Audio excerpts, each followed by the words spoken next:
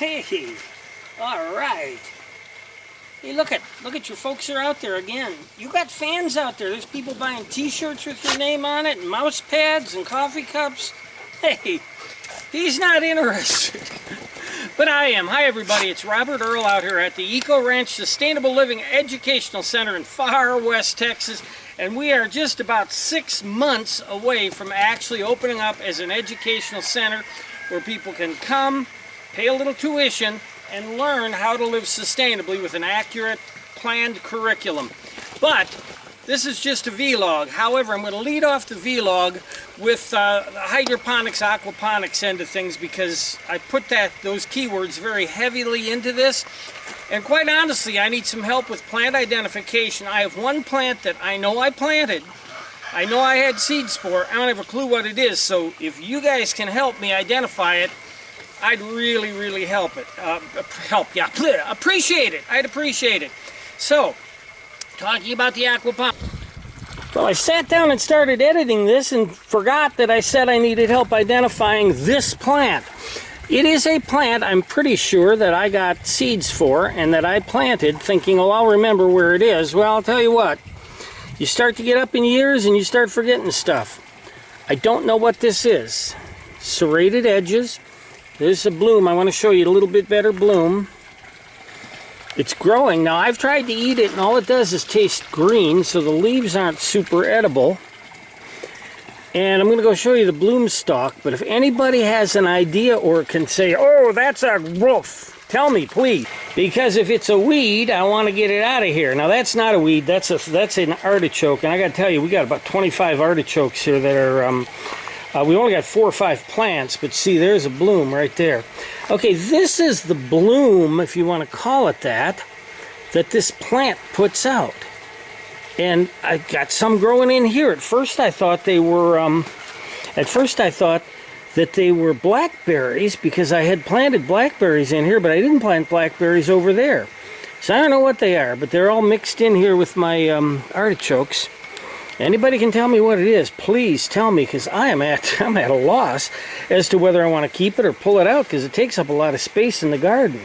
You know, I saw, gosh, probably 100 good videos about aquaponics, hydroponics. They're all out there, and I don't like to add to it with my how-to, which I don't have that much experience to do a how-to, but I do like to give you the how I did it aspect of things. So I'm going to just step over here a little bit and just go over the components I have here. Now, I'm not sure that you can see my barrels up there, but it's a typical barrel system that you're going to have with an aquaponics system. The water comes into the first barrel, the heavy sediments come down out of it, and they're filtered away. Then the water goes into the second barrel full of media, where the bacteria is on the media that's transforming the nitrites into nitrates that the plants can use. Goes into the raft bed, which is now covered with shade cloth because it's still open, the greenhouse isn't finished. Then here's where we differ some. It goes from there into my water gardens. Now the first water garden is an ornamental water garden. Just what it says, ornamental plants. I'm not putting food plants in unless the food plant happens to be quite attractive. And the reason for that is I'm putting a little patio here to sit on and enjoy the ornamental garden, and I'll have some tropical plants here too. Then it flows into the water vegetable garden, and that mass of green that you see there is 6 little, and I mean little, they were this big, 6 little Chinese water celery plants. I'll talk about those in a minute as well. But first thing I want to do, and you guys that just happened in because of something about aquaponics, don't go away because I'll show you right away the big thing I wanted to show. But the Chinese water celery was an experiment. I didn't know how it tasted or anything about it. First of all, being a water plant, you do have to blanch it. You can't just wash it because there might be stuff on there, insects. I've got a lot of water insects in there. So you do have to blanch it before you eat it or cook it. I blanched it the other day and put it in a salad, and it was delicious. But what happened was that it doesn't have any of the fibrousness to it that our American celery plants have. What it has is a very strong, more intense celery flavor. Until you blanch it, then it becomes kind of a neutral vegetable like my kangkong, which I'll show in a couple minutes. it becomes a neutral vegetable, and almost that ubiquitous type vegetable that you'll find if you've ever been to any part of Asia, as an accompaniment. I forget what they call blanchan.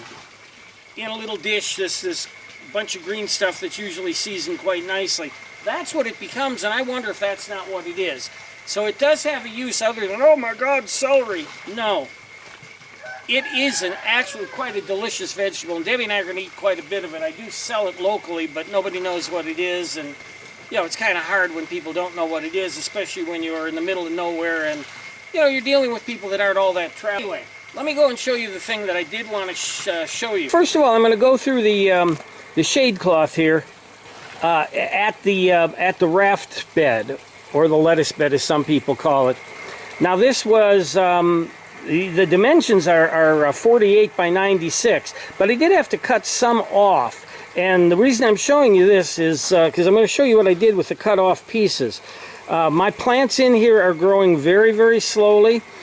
It's an aquaponics system, and I really don't have a lot of tilapia yet. I've only got 50 fingerlings. They're only about 1.5 inches long. We'll be correcting that, but we're not getting a lot of growth because we probably don't have a lot of fertilizer for them to take up, and also I don't have anything else oxygenating except the oxygen that's coming from the falling water, and this falling water as well. So over here, speaking of tilapia, when he sent me my tilapia, he sent them to me in these in a bag, well protected with these styrofoam pieces. There were 5 styrofoam pieces.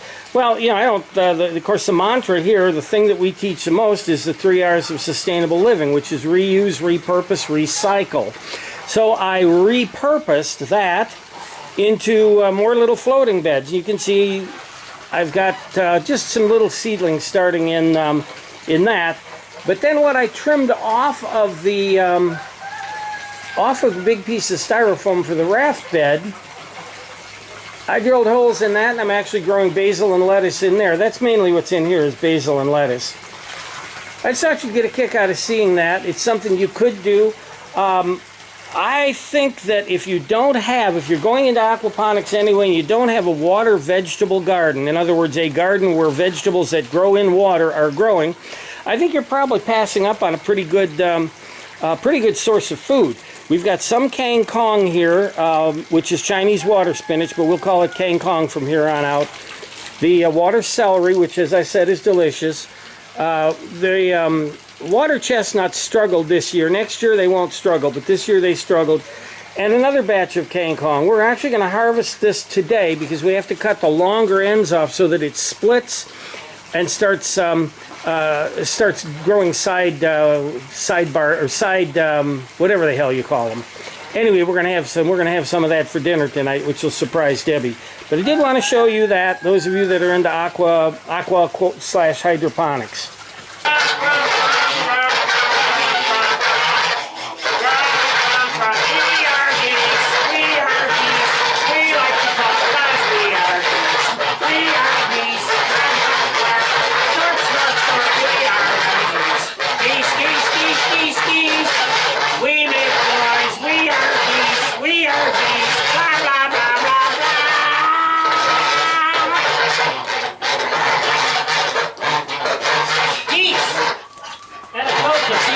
Shirt. They're babies. These guys aren't even 3. They're about 3 months old now. Look at the size of them. And they're very personable. And what's the nicest thing about geese, everybody? Excellent guard animals. They can distinguish between somebody they know, somebody they don't know, and a predator. And one thing about geese, I come out here 100 times a night when the chickens are yelling and screaming that something's going on. And all they're doing is, I got a goat under here. All the chickens are doing is being chicken. They're crying the sky is falling. But when these guys honk, there is a reason, and you got to come out. And that's what I like about having them. Well, I'm spending a lot of time on the garden this vlog, and actually throughout the summer, because that's the time of year that you do that. The garden is very important. We're going to try to grow as much food as we possibly can to reduce our impact on the planet, our carbon footprint. And I want to talk about carbon footprint a little in a minute. But I want to show you a plant that I've had a lot of fun with, and you might too, and you probably don't even know about it, and that's these yard-long beans. You can see the thing just climbing right up. I focused you, though, on a couple that need to be harvested today. And I'm going to harvest these and talk about them in just a moment. Now, if you went out in your typical garden, or maybe your kids had the garden and went out to your green bean plant and came in and said, oh, ho, ho, I have 11 beans. I've got 11 beans. And you're going to be really excited because, you know, it's your garden. It's something you planted and you grew. But 11 beans, they're not going to feed 2 people, let alone a family. But the thing I like about yard-long beans is when you have 11 beans, you have a harvest like this. Now that's a nice side dish for 2 or 3 people. Debbie and I will eat these tonight. They'll be delicious. The thing about a yard-long bean is if I had to tell you how it tastes like a green bean. With a caveat. If you live north of the Mason-Dixon line and you cook green beans the proper way, they taste like green beans. But if you toss them in a pot, throw a pound of bacon in, cook them for 8 hours until they're mushy, you'll never know the difference. But these taste like green beans. They aren't quite as sweet. Some say they have a nuttier flavor. It's almost like maybe it's a slight nutty flavor. But they're really delicious, and there's something I highly recommend that people try, especially during the dog days of summer. Get them started early. Get them in the ground when you've got those hot days when nothing likes the heat or nothing likes to grow. These things love to grow. They're from Asia. That's what I got from this, and I've got 2 of these planted right now that we're harvesting from, and I planted 20 more for the rest of the year because we're going to have warm enough weather to comfortably grow them until October. So I'll put my yard-long beans down. And I'd said I wanted to talk a moment about carbon footprint. I really only do. I've mentioned, take a moment rather. I know I've mentioned it before, and I've said things probably, I think I've even thrown a number out there as to what I felt our carbon footprint is. But really that's just a guess, and it's something I need to stop doing. But as we transition over the next few months into this place being an educational center, a place where people can come, spend some time, and learn how to live sustainably, get hands-on, do a few projects, get to know the greenhouse, hydroponics. I think hydroponics is absolutely the farming way of the future. I think the Israelis have it down in the Negev desert, and that's what we need to go and look at. But we're doing it already in Florida and in California. We just need to actually look into doing it a lot here just in your backyard or in your windowsill.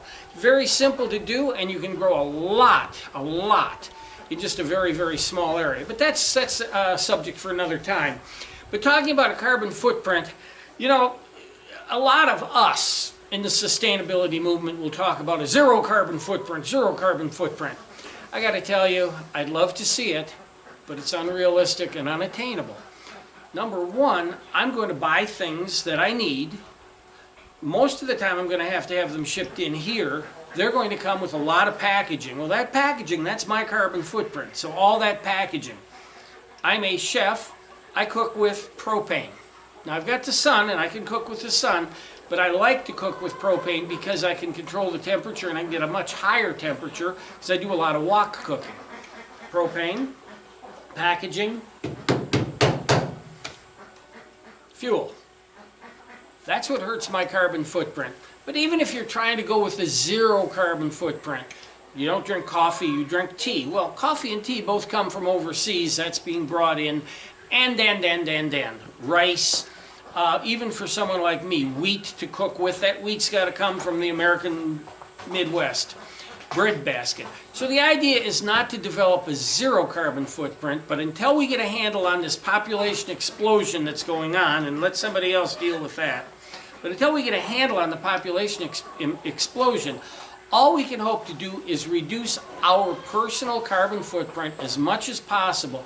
And in doing so, maybe we can get the rest of the people on the planet to reduce it to a level that the planet can handle. Mitigate the greenhouse gases, mitigate the effects. And then when we get a handle on what to do about it and how to solve overpopulation, we'll reduce the stresses on the planet. that's one of the things that I'm going to get into in detail when we do the when we actually start the curriculum of the educational center. Not going to be an accredited university, and everything's going to say we're not accredited. But if you want to take advantage of learning from a guy who planted his first stuff when he was about 4 years old, which was 62 years ago, and who's been learning ever since, this is a place to come. And I believe me, I'd love to have you come. In fact, if you're thinking that you'd like to come and visit us in the next few months, you do have to be self-contained or be willing to live in that hot travel trailer out in the campground, because I no longer have the travel trailer in a comfortable place for you because we're working.